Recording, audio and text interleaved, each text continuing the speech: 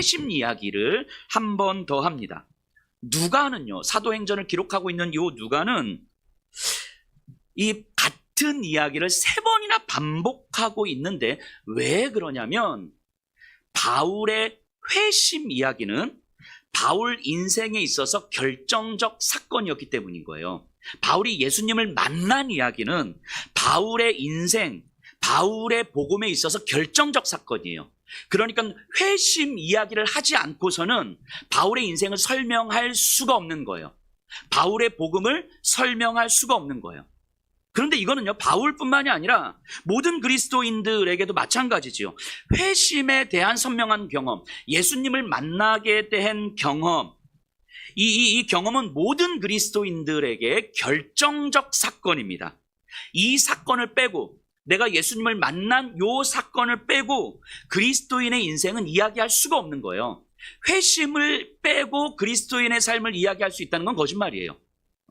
그러니까 예수님을 만나는 회심을 경험하지 않으면 믿음을 오랜 시간 흉내낼 수는 있지만, 믿음이 있는 척은 할 수는 있지만 진짜 믿음의 이야기를 그 인생에 살 수 없는 거예요.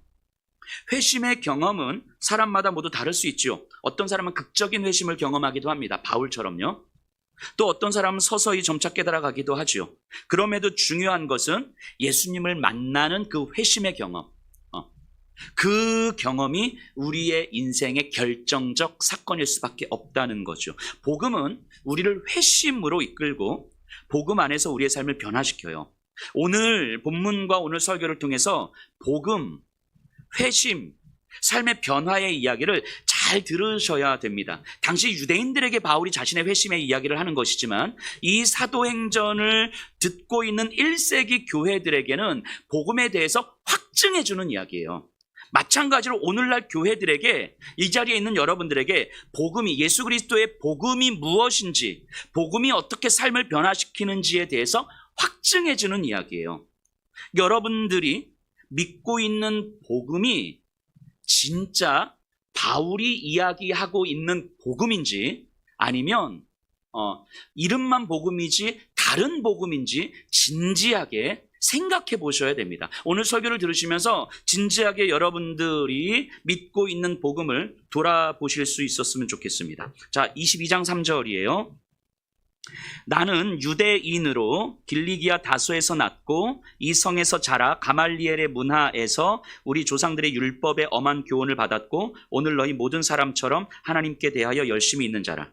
자, 바울은요, 자신의 출신 배경으로부터 시작합니다.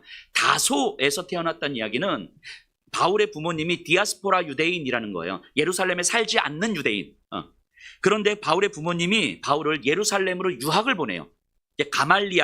가말리엘에서 율법을 배우게 했다는 거예요. 가말리엘은요, 당시에 가장 뛰어나고 가장 유명하고 가장 탁월한 율법학자였어요.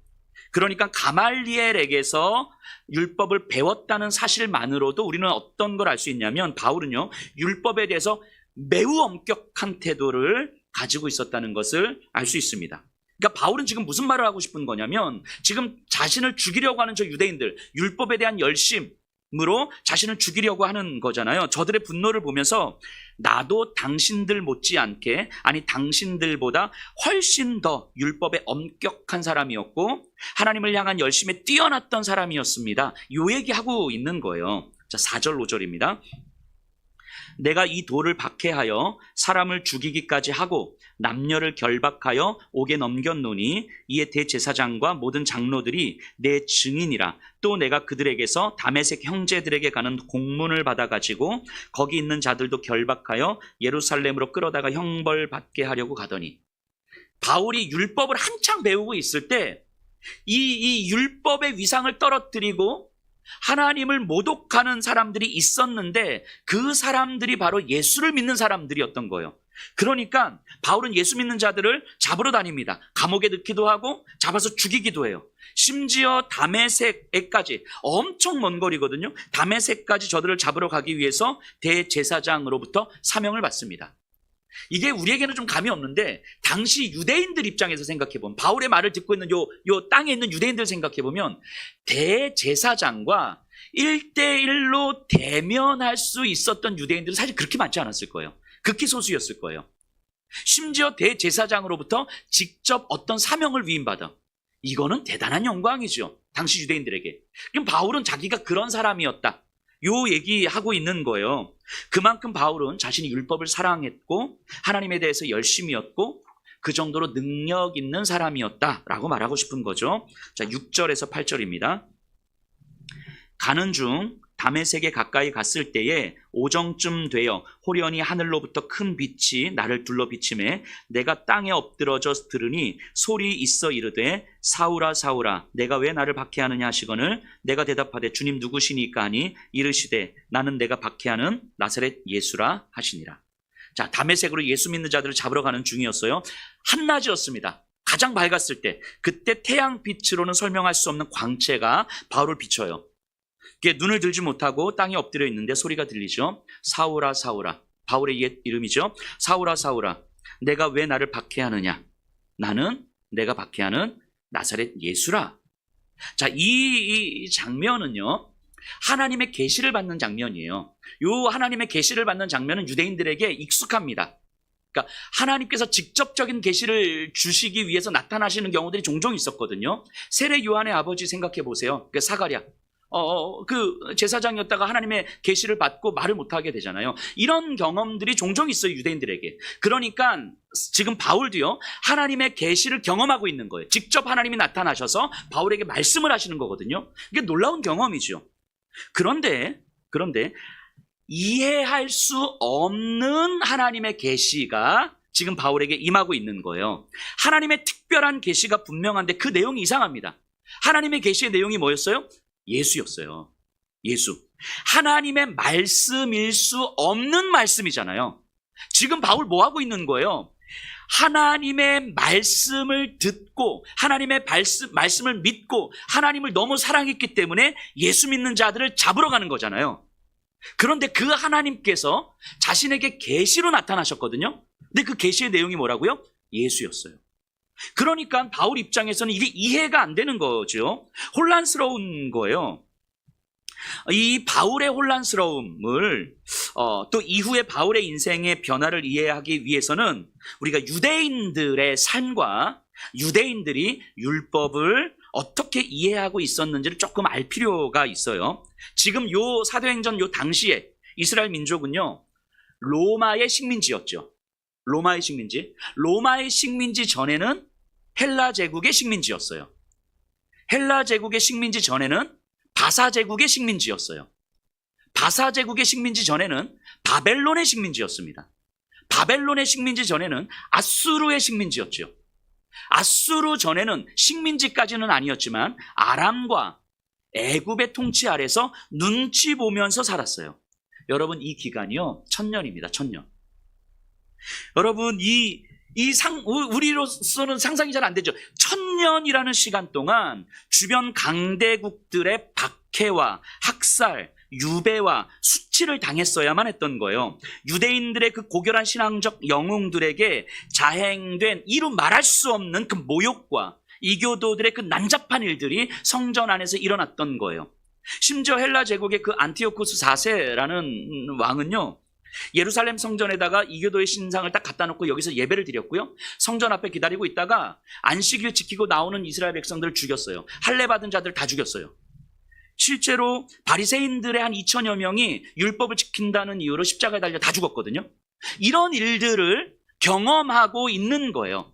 얼마 동안요? 1000년 동안. 여러분 상상 한번 해보세요. 한 나라, 그것도 요만한 나라가 1000년 동안 이런 일을 당했다면 이 나라는 없어져야 되죠. 없어지는 게 당연한 거 아닙니까? 그런데 이스라엘은 살아남았어요. 안 없어지더라는 거예요. 그 이유가 뭐였습니까? 그들의 믿음 때문이었어요. 하나님에 대한 믿음, 그리고 그 믿음을 보여주는 것이 율법이었죠. 하나님의 말씀인 율법을 듣고 지키면서 저들은 버티고 또 버틴 거예요. 그러니까 여러분들 이들의 정서를, 이들의 사고방식을, 이들의 삶의 습성들을 상상해 보세요. 이방인들에 대한 엄청난 경계심을 갖지 않겠습니까? 이방인들에 대한 엄청난 경계심, 이방인들을 향한 공포와 두려움, 분노가 이스라엘 백성들의 정체성이었어요. 성전 안에 이방인들이 들어오는 것 절대 용납할 수가 없는 거예요. 율법을 조금이라도 흔드는 일 절대 용납할 수가 없는 거예요. 조금이라도 용납된다면 하나님을 향한 자신들의 믿음이 송두리째 흔들린다고 저들은 믿었으니까 그 믿음으로 1000년을 버텨온 거잖아요. 이 믿음으로 1000년을 버텨온 거라고요. 이 믿음이 아니었으면 이들은 다 망했을 거예요. 그러니까 이들은 율법 붙들고 이방인들과 자신들을 경계 지어주는 그 경계선이 율법이었잖아요. 율법도 모르는 자들, 율법을 안 지키는 자들, 율법을 지키는 우리, 이 믿음으로 1000년을 지켜왔다고요. 학살당하면서. 여러분들, 이 유대인들의 율법에 대한 이 확고한 믿음, 이게 조금 이해가 되십니까? 우리로 생각해보면 이 유대인들과 비교할 수 없지만 그래도 우리의 경험으로 생각해보면 일제강점기를 경험하신 어른들은요, 일본에 대한 분노와 일본에 대한 경계심은 이루 말할 수 없는 거잖아요. 몸에 새겨진 인식이잖아요. 한국전쟁을 경험하신 분들의 북한 공산주의에 대한 분노와 두려움과 경계심은요, 이건 설명할 수 없는 거죠. 내 눈앞에서 가족들이 죽어가고 어저께 국민들 때문에 뭐 내 새끼들이 지금 이틀 3일 굶어가고 이거를 눈앞에서 경험하신 분들은 북한 공산주의에 대해서는 뭐 이거는 뭐 옳고 그름의 문제가 아닌가, 안 되는 거잖아요. 그죠? 유대인들은요, 이걸 1000년을 경험한 거예요. 1000년을. 그러니까 우리가 경험한 것과 비교할 수 없는, 우리가 상상하는 것보다 훨씬 더 심한 두려움, 분노, 경계심을 이들은 갖고 있는 거지요. 이방인들에 대한 유대인들의 이 강력한 경계심은요, 율법을 향한 집착에 가까운 믿음을 형성했고, 왜냐하면 유대인과 이방인을 갈라주는 유일한 선이 율법이니까. 그리고 이 율법에 대한 집착에 가까운 믿음은 강력한 선민의식으로 이어집니다. 이들이 갖고 있는 강력한 선민의식이라는 건 이런 거예요. 하나님은요, 종말에 이 마지막 때에 메시아를 이 땅에 보내실 거거든요. 메시아를 보내셔서 이 세상을 다 죽여버릴 거예요. 이 세상을 다 이길 거예요. 다 이기고 이 예루살렘을 세상 가운데 높이 우뚝 세워주실 거예요. 지금 우리가 고통받고 있고 학살당하고 있고 죽을 것 같은데 종말에 메시아가 오시면 우리를 우뚝 세워주시고 세상을 이길 거거든요. 이스라엘을 짓밟았던 모든 나라들은 예루살렘으로 와서 이스라엘의 하나님을 찬양하고 예배하는 날이 올 거예요. 바꿔 말하면 이방인들이요, 유대인들처럼 되는 날이 올 거예요. 메시아가 오면. 지금은 유대인들이 이방인들처럼 되기를 강요하잖아요. 그거 안 하겠다고 지금 학살을 당하고 있는 거잖아요. 그런데 메시아가 오시면 이방인들이 유대인처럼 되는 날이 올 거예요. 유대인처럼 되지 않으면, 율법 안으로 들어오지 않으면 저들은 다 죽을 테니까. 메시아가 다 진노할 테니까. 그래서 그 날을 고대하면서, 메시아가 올 날을 고대하면서 유대인으로서의 정체성을 지키고 버티고 또 버티고 있는 거예요. 이게 저들의 선민의식이죠. 이게 선민의식을 지키기 위해서 가장 중요한 것이 율법이었고 할례였던 거예요. 그래서 유대인들이요, 할례에 목숨을 거는 이유가 여기에 있는 거예요. 이게 유대인들의 믿음이었습니다. 이것이 율법이었고 이것이 메시아였어요. 이들의 신앙이 조금 이해가 좀 되실까요? 이들의 정서가, 유대인들의 정서가 이런 믿음이 아니었으면요, 저들은 역사 속에서 완전히 사라져 버렸을 것입니다. 이런 믿음을 가르쳤던 사람들이 바리새인들이었고요. 바리새인들 중에서도 가말리엘이 그 중심에 있었고요. 바울은 그 가말리엘로부터 이런 신앙을 고스란히 물려받은 사람이에요. 그런 바울에게 메시아가 찾아오신 거예요. 하나님께서 계시로 나타나셨는데 그 메시아가 찾아오셨는데 그 메시아가 누구라고요? 예수였다고요. 종말이 아닌데 메시아가 올 수 있습니까? 안 되는 거예요. 바울의 생각에서 종말이 아닌데 메시아가 찾아왔잖아요. 하나님의 계시가 분명히 맞는데 계시의 내용이 예수였어요. 그러니까 바울은 더더욱 헷갈리는 거죠. 메시아는 분명히 종말에 오셔서 유대인들을 세상에 우뚝 세우실 분인데, 다윗과 같은 왕으로 오셔서 이스라엘 민족을 강력한 나라로 만드실 분인데, 어떻게 그 메시아가 매우 무기력하게 십자가에서 죽을 수 있었겠습니까? 이방인들과 죄인들과 함께 식사했던 예수. 여러분들 유대인들의 정서에서 생각해 보세요. 이방인들과 함께 식사하는 것 불가능하죠. 이방인들에 대한 어떤 강력한 경계심을 갖고 있는 유대인들이 어떻게 이방인들하고 식사합니까? 근데 예수는 이방인들하고 식사를 했잖아요. 죄인들하고 식사를 했잖아요. 그런데 어떻게 예수가 메시아일 수가 있어요? 불가능한 거예요. 수치와 저주를 받아 죽은 예수, 결코 왕의 모습일 수가 없는 거죠. 저 예수는 절대로 메시아일 수가 없거든요. 그런데 하나님이 계시를 보여주셨고 하나님이 메시아를 만나게 해주셨는데 그 메시아가 예수였던 거예요. 여러분 11절, 21장 11절, 나는 그 빛의 광채로 말미암아 볼 수 없게 되었으므로 나와 함께 있는 사람들의 손에 끌려 다메섹에 들어갔노라. 바울이 눈이 멀어서 아무것도 보이지 않게 되었다는 거예요. 어쩌면 하나님께서 바울이 이제까지 믿고 있던 그 모든 것들에 눈 감게 하시고 완전히 새로운 것을 보게 하시려는 일하심이 아니었을까 싶습니다. 이 바울의 혼란스러움이 좀 느껴지십니까? 그렇게 앞을 보지 못한 채 어둠 속에서 며칠을 보냈을 거예요. 어둠 속에서 자신의 혼란스러움을 생각하고 또 생각했겠죠. 12절에서 14절입니다. 율법을 따라 경건한 사람으로 거기 사는 모든 유대인들에게 칭찬을 듣는 아나니아라 하는 이가 내게 와 곁에 서서 말하되 형제 사울아 다시 보라 하거늘 즉시 그를 쳐다보았노라. 그가 또 이르되 우리 조상들의 하나님이 너를 택하여 너로 하여금 자기 뜻을 알게 하시고 그 의인을 보게 하시고 그 입에서 나오는 음성을 듣게 하셨으니. 자, 자신처럼 경건한 유대인이었던 아나니아, 그 아나니아도 예수를 믿어 그리스도인이 됐다는 거예요. 그러니까 바울에게만 일어났던 경험 아니다, 요 얘기하고 싶은 거죠. 아나니아가 이야기를 하자 바울이 눈을 떴어요. 그런데 아나니아가 뭐라고 이야기를 하냐면 하나님이 너를 택하여 하나님의 뜻을 알게 하셨다, 이렇게 이야기합니다. 지금 아나니아가 이야기하는 바울이 깨닫게 된 하나님의 뜻은 과연 뭐였겠습니까? 바울은요, 이제까지 율법을 통해서 하나님의 뜻을 분명히 알고 있다고 생각했어요. 하나님의 뜻을 너무도 잘 알고 있었기 때문에 그리스도인을 지금 잡으러 가고 있는 거잖아요. 그런데 이제까지 자신이 알던 하나님의 뜻이 진짜 하나님의 뜻이 아니라고 지금 이야기하는 거잖아요. 내 목숨을 걸고 지켜왔던 그 하나님의 뜻, 하나님 때문에 인생을 걸었던 그 하나님의 뜻이 진짜 하나님의 뜻이 아니라고 지금 이야기하고 있는 거예요. 지금 그래서 그것이 깨달아지니까 바울이 혼란스러운 거 아닙니까?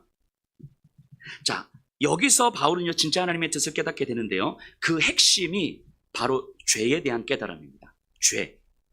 자, 여기서부터 잘 들으셔야 돼요. 자, 그럼 이제까지는 잘 안 들어도 됐습니까? 자, 여기서부터 잘 들어, 이제부터 시작이다, 뭐 이렇게 이해하시면 돼요. 자, 이 바울이 새롭게 깨달은 내용, 그 죄에 대한 이야기를 할 텐데, 여기서 율법과 복음의 가장 핵심적인 차이가 드러납니다.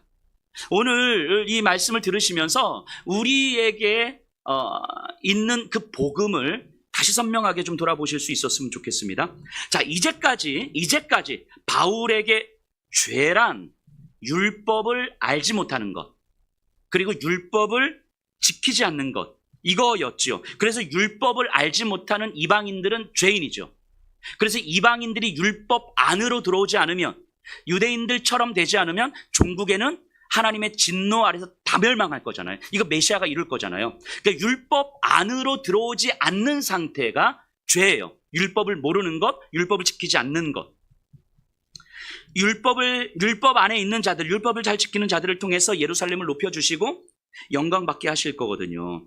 그게 메시아가 하는 일이죠, 유대인들에게 있어서. 그런데 그 죄에 대한 이해가 완전히 깨진 거예요. 아, 죄가 그것이 아니었구나라는 사실을 깨닫게 된 거예요. 하나님이 이스라엘 민족에게 율법을 주신 것은 율법을 잘 지키라고 주신 게 아니었구나, 이걸 바울은 깨달은 거예요.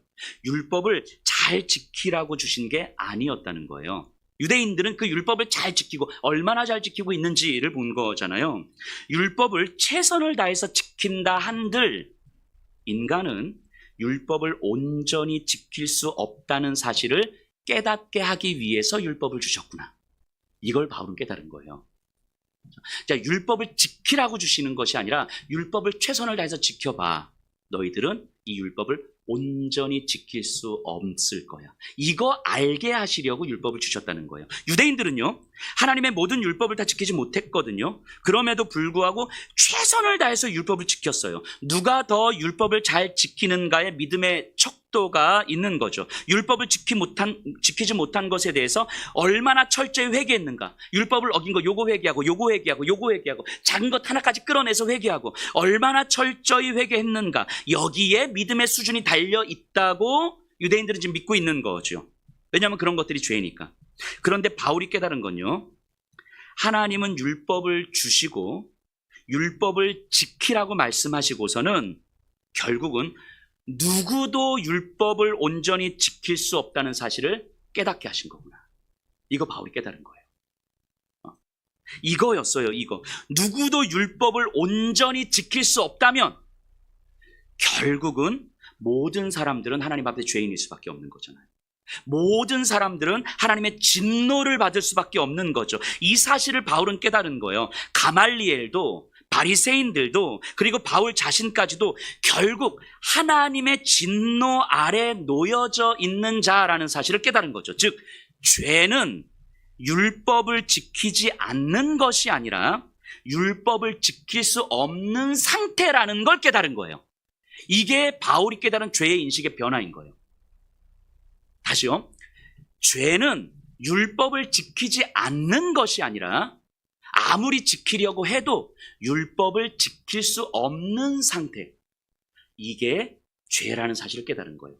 율법을 온전히 지킬 수 있는 존재는 이 땅에 아무도 없다는 것을 깨닫게 된 거죠.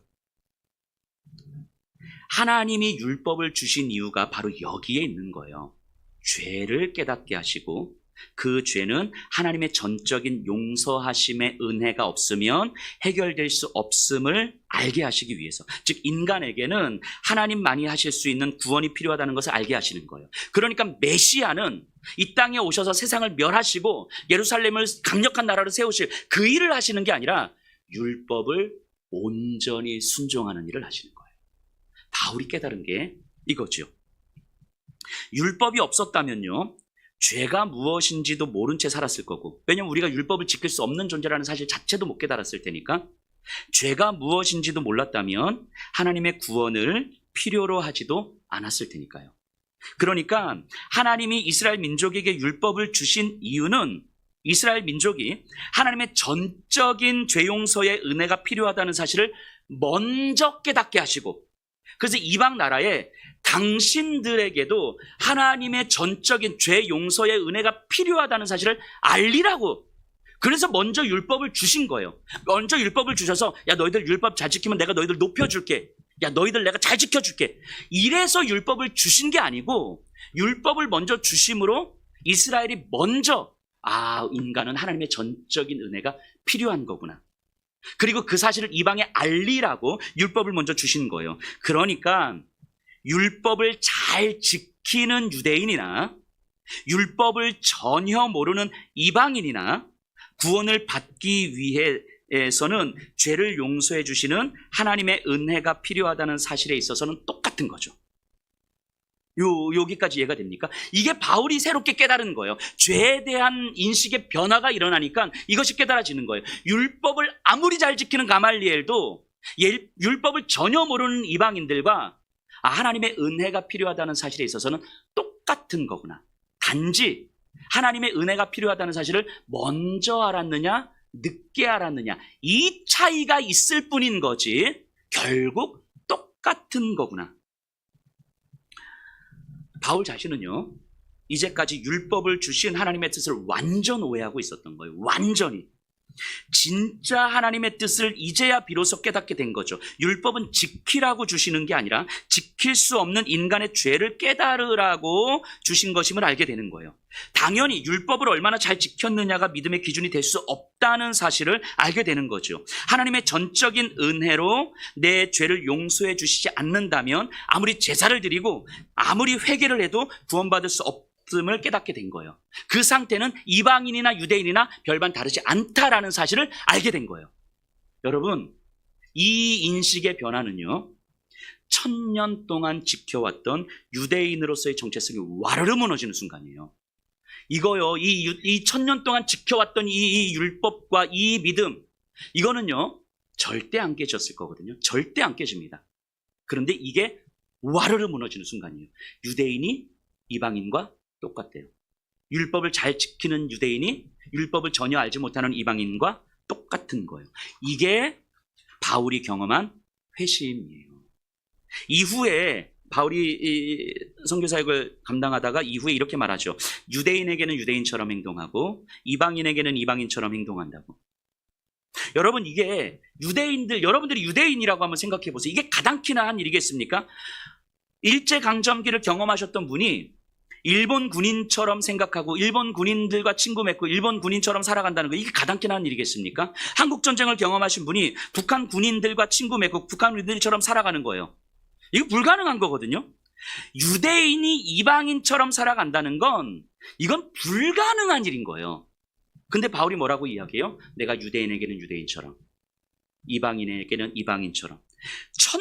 이 1000년 동안 쌓여왔던 유대인의 정체성을 형성했던 이 담이 와르르 무너져버린 거예요. 뭐 때문에요? 예수님의 십자가의 복음 때문에. 이게 예수님의 십자가의 능력이에요. 목숨 걸고 반대했던 저 이방인들이나 나나 별반 다르지 않다는 사실을 받아들이게 하는 능력, 내 안에 있는 그 모든 것들이 와르르 무너지게 만드는 그 능력, 이게 예수님의 십자가의 복음이었어요. 유대인의 정체성을 내려놓게 만든 그 십자가의 능력, 그것이 바울이 경험한 복음이었어요. 이게 바울의 회심이죠. 바울이 만난 예수님이에요. 율법주의자에서 복음을 깨닫게 된 과정이죠. 여러분, 예수님을 믿는다는 건요, 예수님을 만났다는 건, 십자가의 복음을 믿는다는 건 이제까지 나를 지탱해왔던 모든 것들을 무너뜨리는 힘이죠.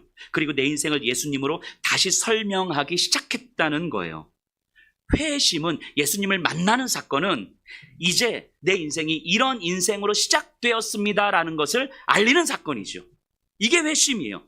그 회심의 경험이라는 건 나를 지탱했던 그 모든 것, 내가 나를 지킬 수 있다고 생각했던 그 모든 것들이 사실은 나에게 길이 아니었다는 것을 깨닫게 하고 와르르 무너뜨리고, 내 담을, 평생을 쌓아왔던 내 인생의 담을 무너뜨리고 예수님으로 다시 설명하기 시작한 그 인생의 시작을 알리는 사건이 회심인 거예요.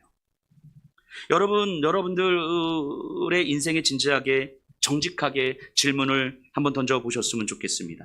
십자가의 복음은 과연 여러분들의 무엇을 무너뜨렸습니까? 여러분들에게 무너지기 시작한 것이 과연 무엇입니까? 바울에게는요, 1000년 동안 쌓여져 왔던 유대인의 그 정체성이 무너졌어요. 여러분들에게 무너지기 시작한 것이 무엇입니까? 여러분에게 진심으로 회심의 경험이 있습니까? 누가가 바울의 회심을 사도행전에서 3번이나 반복하고 있는 것처럼 여러분들의 인생에서도 회심을 빼놓고는 설명할 수 없는 그런 인생입니까? 그 회심의 사건을 기점으로 여러분들의 인생, 여러분들을 지탱한다고 믿었던 그 모든 것들이 점점 더 무너지기 시작한, 그래서 예수로 설명할 수밖에 없는 여러분들의 인생의 걸음이 시작된 그 회심의 사건, 그 회심의 사건을 빼고 여러분들의 인생을 설명할 수 없다고 여러분들은 그렇게 고백하고 있습니까? 그렇다면 십자가의 복음이 여러분들에게 무너질 것 같지 않던 그 무엇을 무너뜨리는 능력으로 경험되고 있습니까? 아니면 혹시 십자가의 복음이 여러분들의 인생에서 그 어느 것도 무너뜨리지 못하는, 아무런 능력도 없는 그런 복음입니까? 예수님을 만나셔야 됩니다. 정말 예수님을 만나셔야 돼요. 예수님을 만나서 내 인생이 근본부터 흔들렸던 그 시간을 분명히 기억하셔야 됩니다. 그 시간을 빼고 내 인생을 설명할 수 없어야 하는 거예요. 그때로부터 시작해서 내 인생에서 무엇이 무너지고 있는지 분명히 설명할 수 있으셔야 돼요. 예수님만이 나를 구원하실 전적인 은혜라는 사실이 믿어지지 않으면요, 아무리 열심히 살아도요, 아무리 최선을 다해도요, 아무리 많은 것을 가지고 있어도요, 아무리 교회를 오래 다니고요, 아무리 교회 선신을 해도요, 우리 인생은 소망이 없는 거예요. 절대 소망이 없습니다. 바울은 이제 분명히 알았어요. 예수님을 믿으면 할례를 받고 율법을 열심히 지켜야 하는 게 아니라는 것을 분명히 알았습니다. 예수님 안에 거하면 되는 거예요. 예수님 안에. 주님이 말씀하신 것처럼 내가 너 안에, 너가 내 안에 거하는 삶이면 되는 거예요. 여러분, 예수님 안에 거하는 방법이 뭡니까? 복음을 깨달은 사람들에게는요, 이건 너무 단순하고 너무 선명한 거예요. 복음을 깨닫지 못한 사람들에게는 예수님 안에 거하는 게 뭔지 모르거든요. 여러분, 예수님 안에 거하는 방법은요, 단순해요. 내 죄의 상태를 인식하는 거예요. 내 안에서는 구원을 향한 어떤 소망도 없음을 인정하는 거예요. 내 안에서 내가 나를 지킬 수 있다고 믿었던 것들, 내가 나를 지탱한다고 믿었던 것들, 이 모든 것들에서 우리가 소망을 발견하려는 모든 시도를 멈추는 거예요. 거기서부터 시작되는 거죠. 거기서부터 예수 안에 거하는 삶을 우리는 살게 되는 거죠. 변화된 바울의 삶의 태도는요, 바로 거기서부터 시작된 거예요. 한 사람을 살리기 위해서요, 천년 동안 조상과 민족, 그리고 지금까지 자신을 지탱해온 유대인의 정체성을 내려놓았던 바울의 태도. 내가 이방인에게는 이방인처럼 대합니다 라고 했던 이 바울의 태도. 지금 잡혀서 돌에 맞아 죽을 뻔하고 체포당하고 있잖아요. 자신의 상처와 아픔과 고난보다 예수가 드러나는 것이 더 중요했던 이 바울의 태도는 바로 자신 안에 소망 없음을 인정하는 것으로부터 시작된 거예요. 자, 16절 보세요. 22장 16절. 이제는 왜 주저하느냐? 일어나 주의 이름을 불러 세례를 받고 너의 죄를 씻으라 하더라. 아나니아가 하는 이야기인데요, 주님이 물으시는 거예요. 이 사실이 깨달아졌다면, 죄에 대한 인식이 변화됐다면, 하나님께서 율법을 주신 이유가 깨달아졌다면 왜 주저하느냐? 말씀하시는 거예요. 삶의 방향이 완전히 달라지는 거예요. 그래서 바울이 지금 체포된 거 아닙니까? 그래도 너무 괜찮은 거예요. 너무 확실한 하나님의 뜻이 깨달아졌으니까. 이것이 복음을 깨달은 바울의 회심이에요. 삶의 태도가 완전히 변화되는 거죠. 여러분, 율법은요, 최선을 다하라고 말합니다. 목숨 걸고 믿음을 지키라고 말해요. 복음도 마찬가지입니다. 최선을 다하라고 이야기합니다. 목숨 걸고 믿음을 지키라고 말해요. 그런데 복음은요, 그것으로는 불가능하다는 것 또한 알게 하는 거예요. 우리의 최대치로도 소망할 수 없는 상태가 바로 인간이구나. 그래서 전적인 하나님의 은혜가 필요할 수밖에 없구나. 이것을 깨닫게 하는 거예요. 율법에 익숙한 사람들은요, 최선을 다하고 목숨을 걸고 믿음을 지키면서 그렇지 못한 사람들을 경계하죠. 거리를 두고 판단을 합니다. 복음에 익숙한 사람들은요, 최선을 다하고 목숨을 걸고 믿음을 지키려 하면 할수록 하나님의 은혜가 없으면 안 되는 존재구나. 이걸 점점 더 철저하게 깨달아가게 되는 거죠. 그래서 예수님 안에 거하며 예수님과 함께 걷는 인생 외에는 이 세상에 소망도 없고 어떤 길도 없다는 사실을 알게 되는 거예요. 거기서 안도의 한숨을 내쉬는 거예요. 바울이 지금 체포당하고 있지만 체포당하는 중에도 내 인생에 예수님이 없었다면 나 정말 어떻게 살아갔을까? 안도의 한숨을 내쉬는 거예요. 수치를 당하는 중에도 예수님 없는 인생이었다면, 예수님 안에 거하지 못하는 인생이었다면 내 인생 어떻게 됐을까? 안도의 한숨을 내쉬는 거예요. 우리가 돈이 없어서 불안해도 예수님 없는 인생이었다면 내 인생 어떻게 됐을까? 안도의 한숨을 내쉬는 거예요. 건강에 문제가 생겨도 예수님이 없는 인생이었다면, 상처와 아픔이 있어도 예수님 없는 인생이었다면, 내 자녀들의 문제가 생겨도 내 인생이 예수님이 없는 인생이었다면 어떻게 됐을까? 예수님이 계셔서 감사합니다. 예수님 안에 거하게 해주셔서 감사합니다. 안도의 한숨을 내쉬는 거예요. 여러분, 우리 사진 한 장 잠깐 볼까요?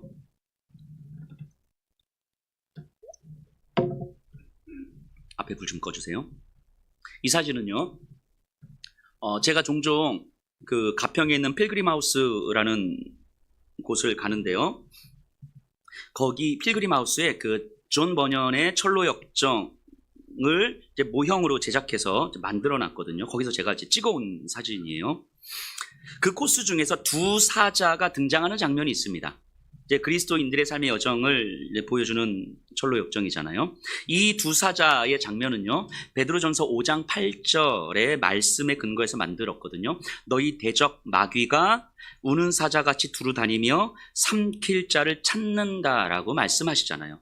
세상에서는요, 이 마귀는 세상의 권력을 통해서 인간들을 삼키려고 하고요, 항상 으르렁대고요, 위협하고 불안과 두려움을 조성하고 만들어갑니다. 그래서 믿음이 없는 사람들은요, 저 사자들을 피해갈 수 있는 다른 길을 찾아가죠. 근데 다른 길은 길이 아닐 거예요. 분명히 다른 길은 소망이 없습니다. 길이 아닙니다. 율법주의자들은요, 저 사자들과 맞서 싸우라고 이야기하죠. 목숨 걸고 싸우라고 이야기해요. 열심을 다해 싸우라고 이야기합니다. 기도하면서 싸우라고 이야기해요. 기도하면 하나님께서 저 사자를 이기게 해주시겠다고 기도하면 된다고 이야기합니다. 근데 천만의 말씀이죠. 우리는 절대 저 사자들을 이길 수가 없어요. 우는 사자와 같이 덤벼드는 이 세상의 권세를 가지고 덤벼드는 사자들을 이길 수 없어요. 아무리 기도해도 이길 수가 없습니다. 그것도 길이 아니죠. 그런데 사자를 자세히 보면요, 사자들이 줄에 묶여 있어요. 혹시 줄이 보이실지 모르겠지만 줄에 묶여 있어요.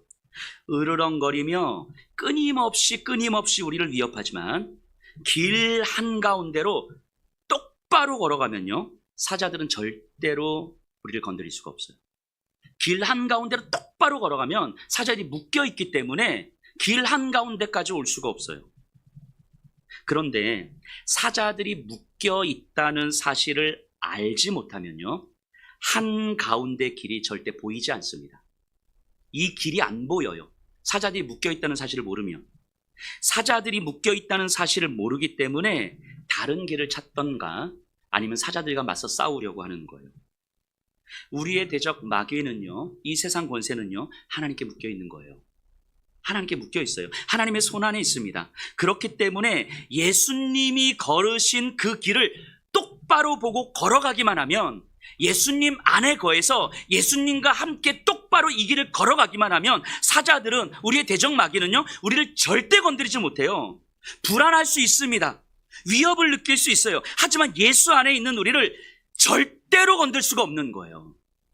바울은 이것을 확실하게 깨달았습니다. 그래서 로마서 8장 35절에서 39절에서 바울이 이렇게 이야기하거든요. 누가 우리를 그리스도의 사랑에서 끊으리요? 환난이나 곤고나 박해나 기근이나 위험이나 적신이나 칼이랴. 기록된 바 우리가 종일 주를 위하여 죽임을 당하며 도살당할 양같이 여김을 받습니다. 라고 하거니와 그러나 우리를 이 모든 일에 우리를 사랑하시는 이로 말미암아 우리가 넉넉히 이기느니라. 내가 확신하노니 사망이나 생명이나 천사들이나 권세자들이나 현재 일이나 장래 일이나 능력이나 높음이나 기쁨이나 다른 어떤 피조물이라도 우리를 우리 주 그리스도 예수 안에 있는 하나님의 사랑에서 끊을 수 없느니라. 절대 못 이긴다는 거예요. 절대로. 그리스도 예수 안에 있는 자들은 절대 못 이겨요. 우리 대적 마귀들이요, 세상의 그 어떤 권세도 우리를 절대 못 이기는 거예요. 여러분들을 절대 못 이긴다고 이야기하는 거예요. 그리고 여러분들에게 그 사실을 알게 하셨다고 이야기하는 거예요. 알게 하셨다고. 체포당해서 두렵지만 그럼에도 불구하고 마귀는 바울을 절대 못 이깁니다. 수치를 당하고 모욕을 당해서 자존심이 상하고 억울하지만 마귀는요, 바울을 절대 못 이깁니다. 여러분들 돈이 없어서 불안하지만 그럼에도 마귀는 여러분들을 절대 못 이겨요. 건강이 좋지 않아서 힘겹지만 그럼에도 마귀는 여러분들을 절대 이길 수가 없다는 거예요. 상처를 받고 아프고 내 자녀들이 위험하고 그럼에도 불구하고 예수 그리스도 안에 있는 여러분들은 마귀가 절대 이길 수 없다고 이야기하는 거예요. 그러니까 다른 길이 없다고 이야기하는 거예요. 절대 이길 수 없기 때문에 우리가 예수께서 걸어가신 그 길을 똑바로 바라보고 그 길을 걸어가기만 하면 이 세상의 그 어떤 권세도 우리를 이길 수 없다고 이야기하는 거예요. 이게 복음이에요. 우리가 사자들과 맞서 싸워서 대적 마귀들과 맞서 싸워서 이기는 게 아니에요. 그 힘이 전혀 없는 우리에게 예수 안에 거하라고 이야기하는 거예요. 그리고 그 예수와 함께 걸으라고 이야기하는 거예요. 예수의 길을. 그게 십자가의 길 아닙니까? 지금 여러분들을 불안과 두려움으로 몰고 가는 힘이 과연 무엇입니까? 불안을 피하라고 속삭이는 그 힘이 과연 무엇입니까? 혹시 그 세력들과 맞서 싸우라는 율법주의의 속삭임이 있습니까? 여러분들 정신 차리셔야 됩니다. 정신 차리셔야 됩니다. 성령 하나님께서 여러분들의 영혼을 어떻게 깨우시는지 정신 차리고 들으셔야 되는 거예요. 우리가 할 수 있는 건 예수 그리스도 안에 거하는 것이고, 예수 그리스도께서 걸어가신 그 길을 보는 것이고, 그 길을 똑바로 보고 걸어가기만 하면 여전히 불안하고 여전히 두렵고 사자들 앞에서 위축되고 조급해지지만 절대 저 사자들이 나를 이길 수 없다는 사실이 믿어지는 거예요. 그럼 걸어가는 거예요.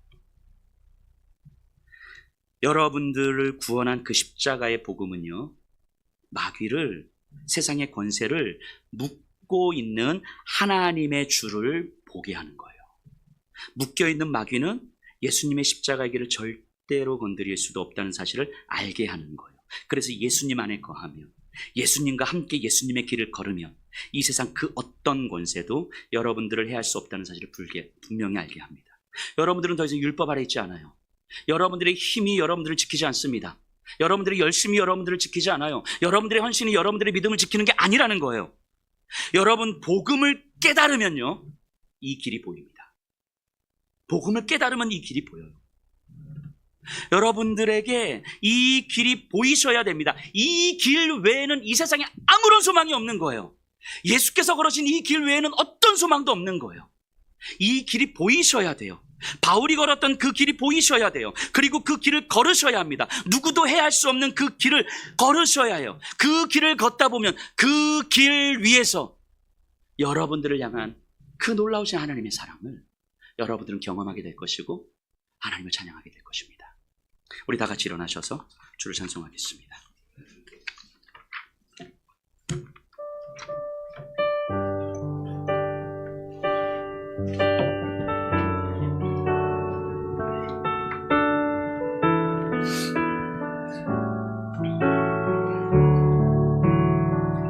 그 크신